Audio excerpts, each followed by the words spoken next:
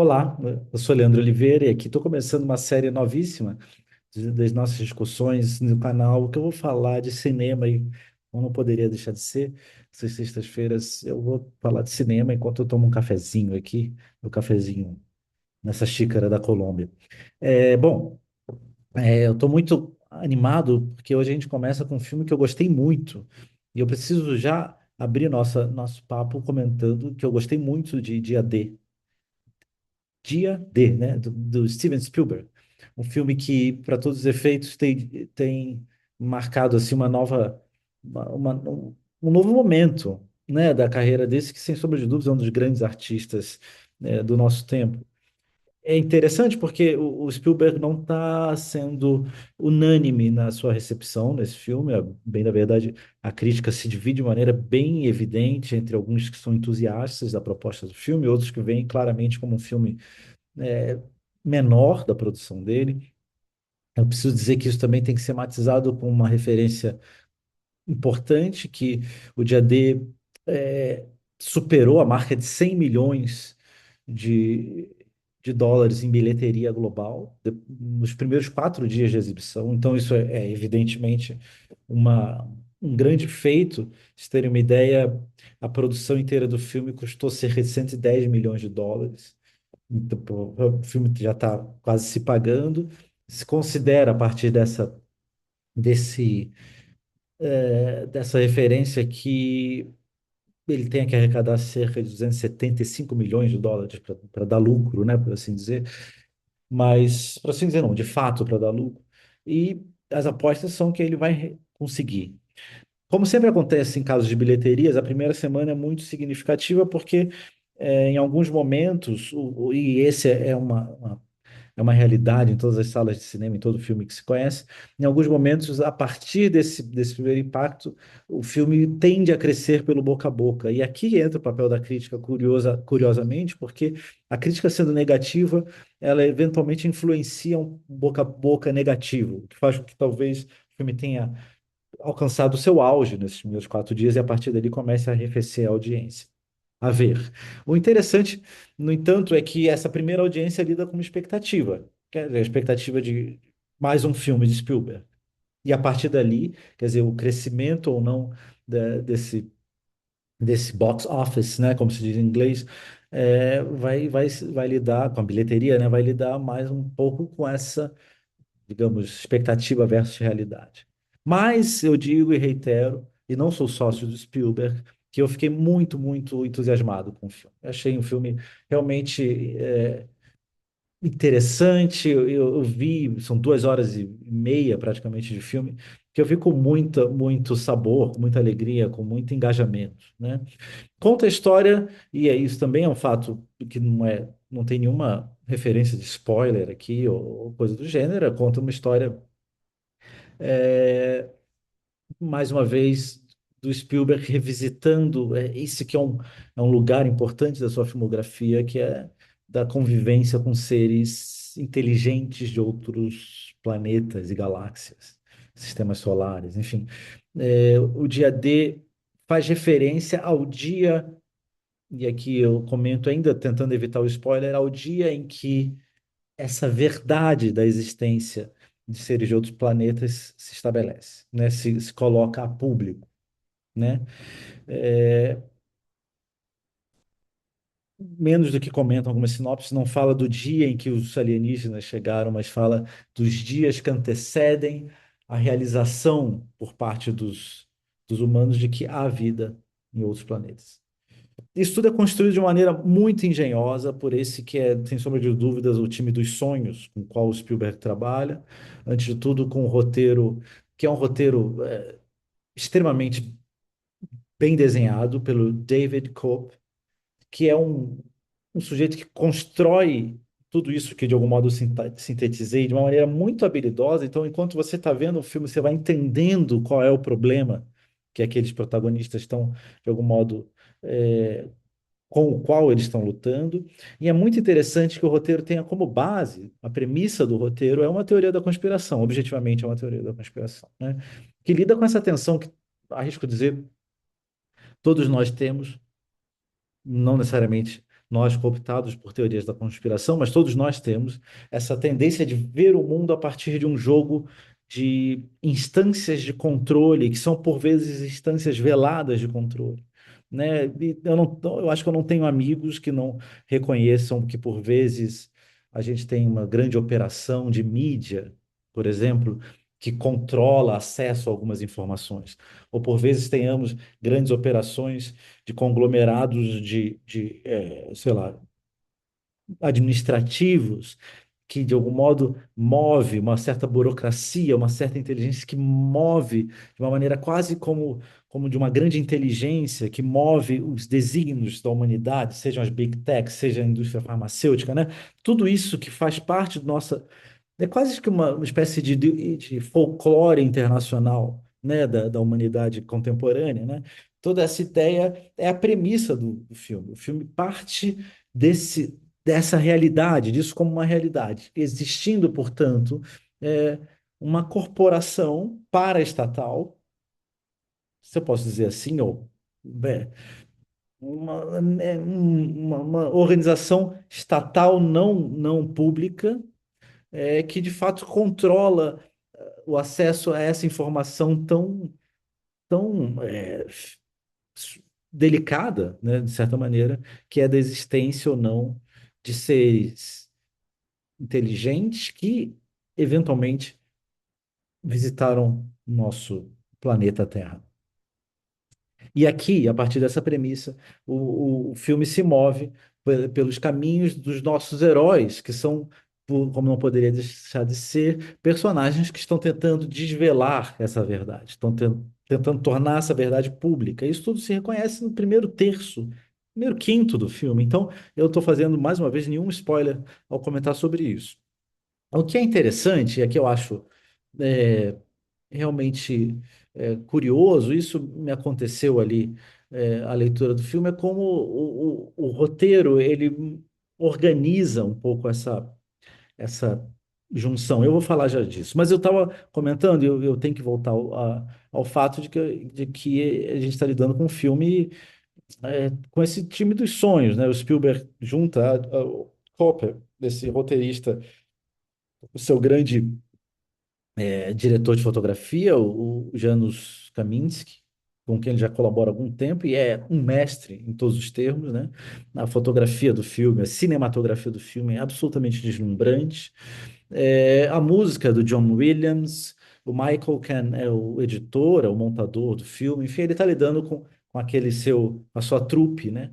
E, caros, reconhecendo ou não críticas positivas ou negativas, não há como não está francamente deslumbrado. Do ponto de vista fílmico, a gente está lidando com, de fato, um dos momentos mais interessantes assim da produção cinematográfica dos últimos anos, né? Técnico mesmo. Estou falando do ponto de vista técnico, é um filme intocável. Vai, com alguns senões. Não é incomum a crítica argumentar que os elementos da trama, e aí falo do roteiro, são articulados de maneira um pouco anacrônica. Sim, a gente tem que conceder isso, né? A gente está num mundo. A narrativa se passa nos dias de hoje, ou, enfim, próximo dos dias de hoje, e os aparatos de comunicação são ainda muito década de 80. Fatos, concedo, né? Essa grande verdade que precisa ser desvelada, ela poderia ser facilmente desvelada pelas redes sociais, né? O filme desloca esse eixo para o ambiente das grandes televisões públicas, grandes redes transmissoras de televisão aberta, né?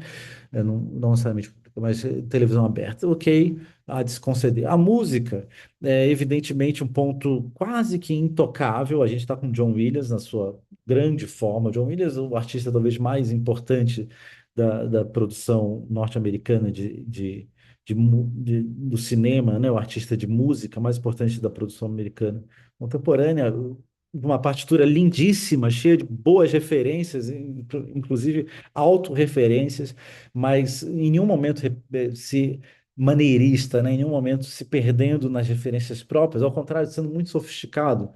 O leitmotiv, por exemplo, quer dizer, o fio, o sinal musical que faz referência aos seres inteligentes de outros planetas é dado pelo toque de instrumentos de sopro, que evidentemente remonta a alguns outros filmes, seja ET, seja Contatos Imediatos, outros filmes da sua colaboração com o Spielberg, né? Tem uma trama muito sutil dessa partitura que é feita para grande orquestra. Mais uma vez, eu acho que o John Williams é o maior orquestrador de uma certa cepa de orquestração, aquela, enfim, a gente pode até remontar, classificar isso como um jeito de escrever para orquestra que é típico ali do início do século XX, final do século XIX, essa partitura pós-wagneriana, né, a gente chama straussiana, né, do Richard Strauss, que ele atualiza de maneira absolutamente fantástica.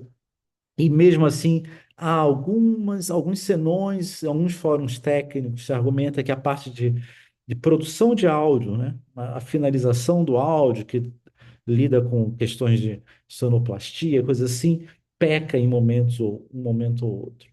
Tem um elemento que eu não consigo nem averiguar, porque a gente tem um problema muito claro aqui nas salas de cinema brasileiras, que diz respeito à difusão do som, né? A gente não tem eu não conheço nenhuma sala no Brasil que tenha o 5.1 bem equilibrado, né? É uma discussão difícil de ter, mas a bem da verdade, de modo geral, o efeito que se estabelece nessa pós, com esse som que circunda e que faz a audiência mergulhar no filme, isso necessita de uma sala de cinema que tenha um som calibrado. E onde eu assisti, pelo menos, não tinha, e eu, como eu disse, desconheço salas de cinema com som calibrado no Brasil. De qualquer modo, enfim, isso é uma questão técnica que aí não temos solução, sequer num futuro próximo, né? Exigiria um tipo de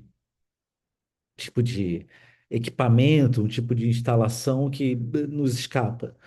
Mas até onde eu pude averiguar, é um filme muito imersivo do ponto de vista sonoro, né? Mesmo com esse som um pouco falho ali da sessão onde eu assisti, eu fiquei completamente movido, completamente mergulhado no filme, né?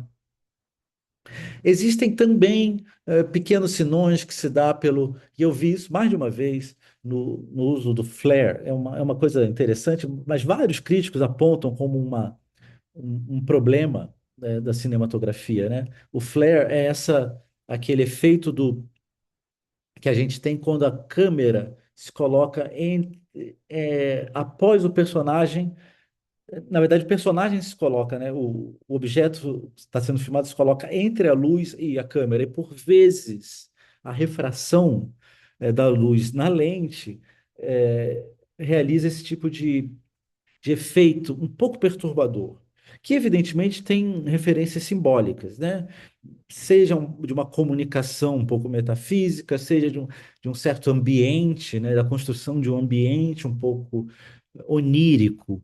Isso são ferramentas que qualquer diretor de cinema, diretor de câmera, né? Diretor de fotografia acaba podendo usar, e é muito óbvio que o Kaminski aqui vai se valer um pouco disso para criar eu arrisco dizer até certos incômodos do ponto de vista da audiência com relação àquilo que está sendo narrado.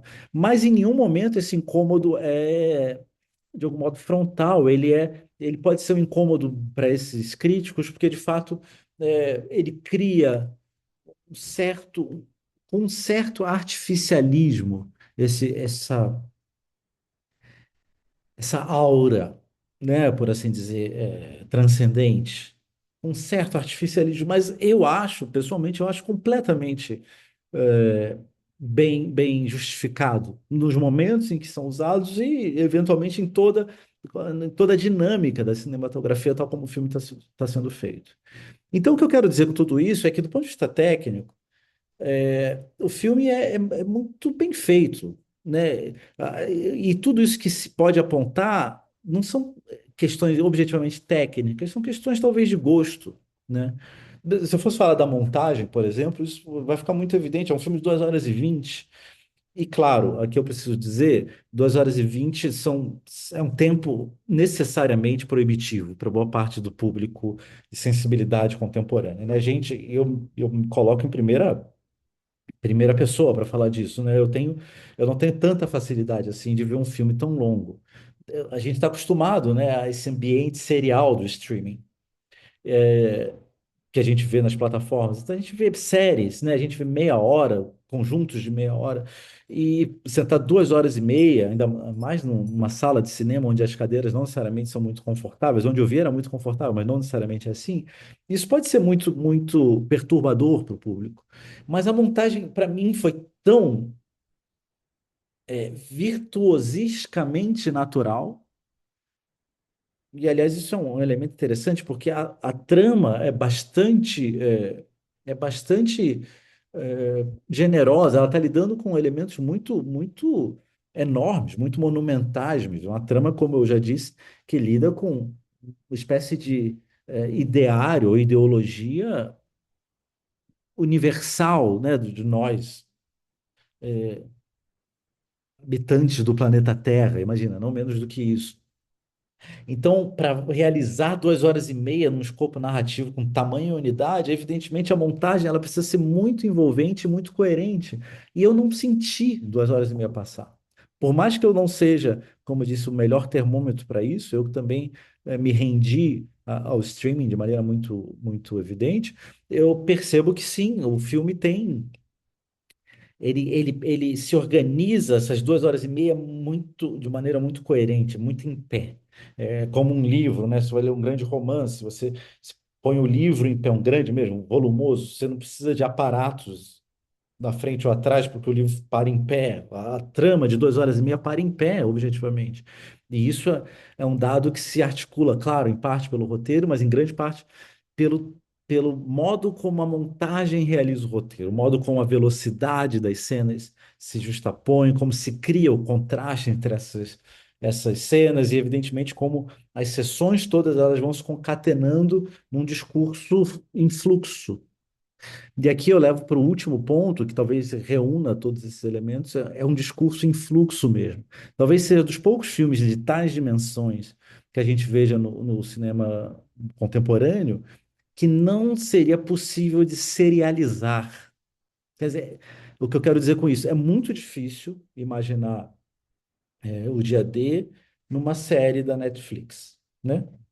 Porque a construção se desenvolve sem aquela estrutura que a gente vê em alguns filmes, que inclusive às vezes explicitam isso, como no filme, né, esse último filme do Jim Jarmusch, né, Pai, Mãe e Irmãos, né?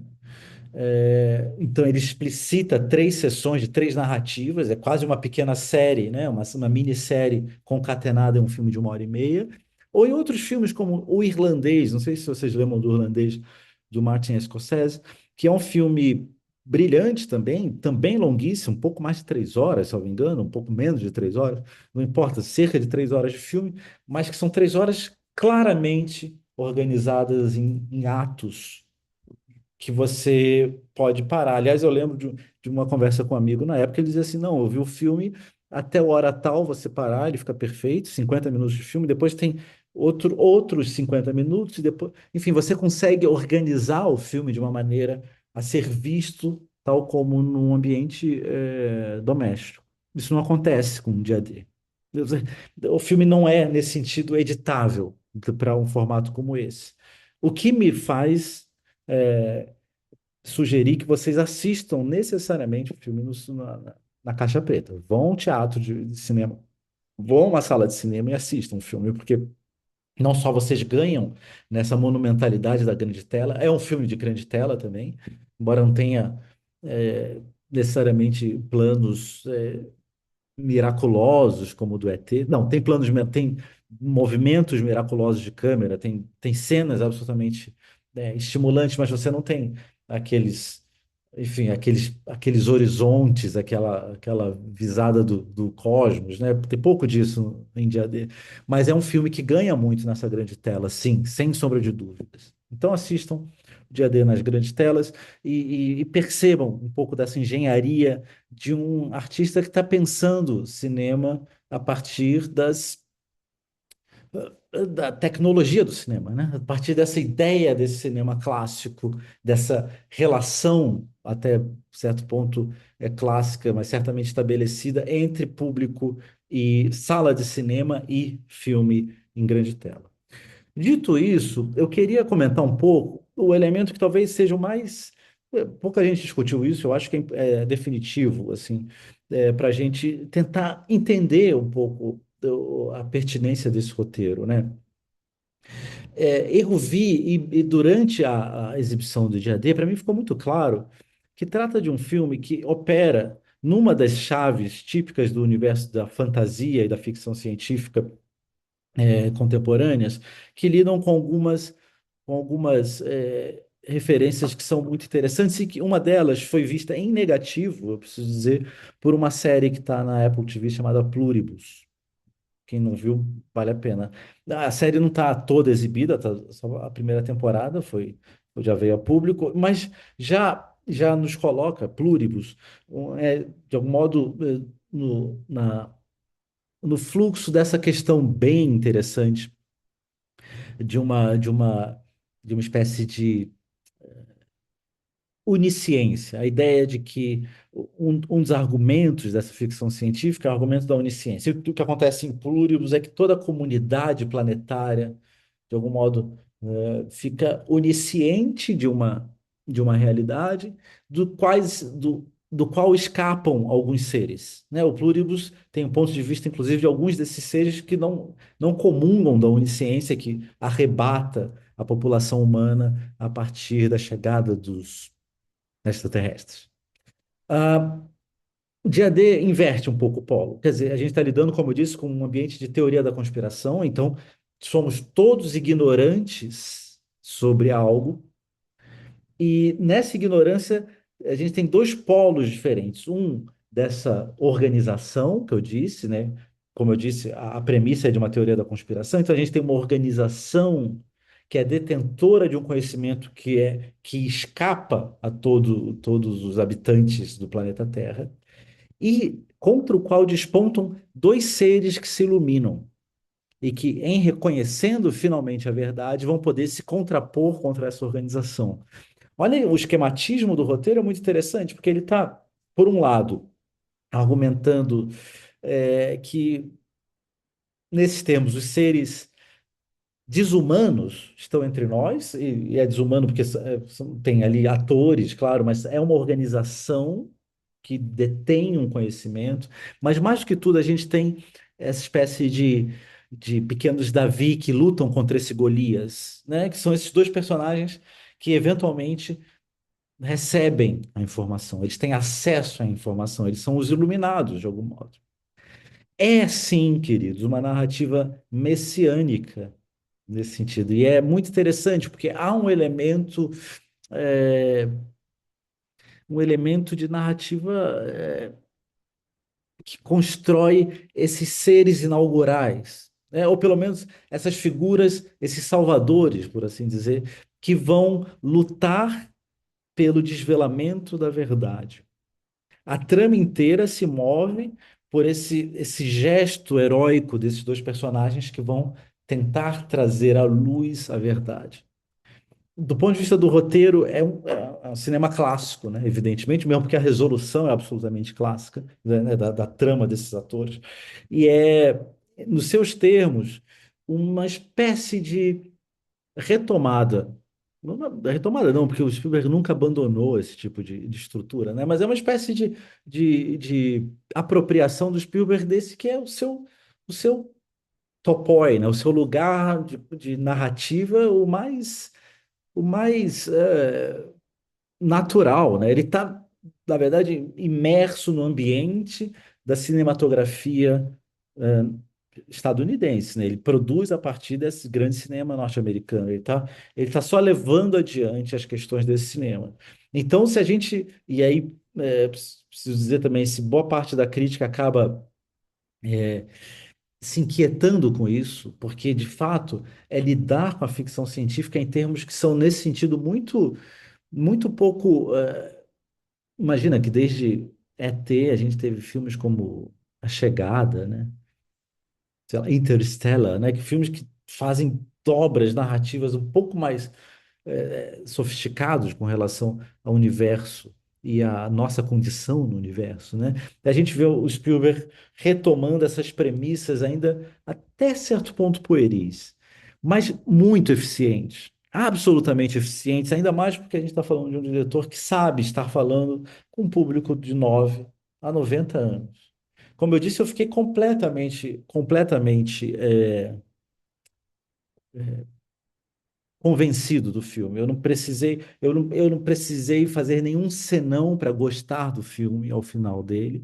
Evidentemente, há elementos que são de gosto, que eu posso realizar ou não. Tem, por exemplo, o uso do, a gente chama CGI, né? O uso da, de imagens produzidas em pós-produção, produzidas no computador, é pouco convincente à luz do que se pode fazer já hoje com inteligência, né, digital.